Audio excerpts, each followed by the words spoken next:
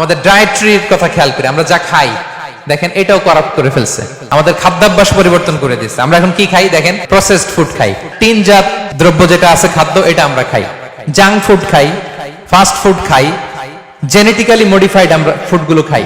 ফলে আগে আমাদের মুরব্বীরা বাপ দাদারা যে এনার্জি পেত ওই এনার্জি আমাদের গায়ে নাই, ঠিক কিনা বলেন? আমাদের ফুড করাপ্ট হয়ে গেছে। এখন ডাক্তারের কাছে গেলে বলে লাল মাংস যে খায় আমার সিরিয়াল দিবেন না, গরুর গোশত খেলে আমি দেখি না, এরকম বলে। তো রাসূল সাল্লাল্লাহু আলাইহি ওয়াসাল্লামের যুগে ওনারা মিট খেতেন না ভাইরা, ফ্রেশ মিট, মরুভূমির ক্যাকটাস গুলমলতা খেয়ে যে খাসি দুম্বাগুলো, ওগুলো খাইলে এমনিতে শরীরের ভেতরে এনার্জি চলে আসে। এগুলো বাদ দিয়ে আমরা খাবারে কি ঢুকাইছি? Fast food. আমাদের ছোট বাচ্চাদেরকে দেখবেন ভালো মাছ খেতে দিলে খায় না, ভেজিটেবল দিলে খায় না। কি খাবে ওরা? আমি জানি কি খাবে, শোনেন। সসেজ খাবে, দেন পিজা খাবে, ইনস্ট্যান্ট যে স্যুপ আছে, নুডলস আছে, এগুলো খাবে, ফ্রোজেন যত মিল আছে এগুলো খাবে, ঠিক কিনা? তাহলে আমাদের ডায়েটরি সিস্টেমকে চেঞ্জ করে দেওয়া হয়েছে।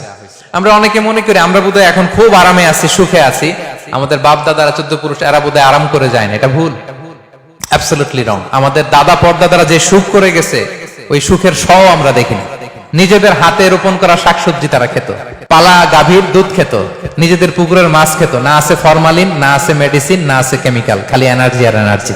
রাত হলে ঘুমিয়ে যেত, সকালবেলায় এক পাতিল ভাত খেয়ে যাইতো মাঠে কাজ করতে। ওই এনার্জি আমাদের আছে। এই ফিতরাতকে ধ্বংস করে দেয়া হচ্ছে সম্মানিত সুধী।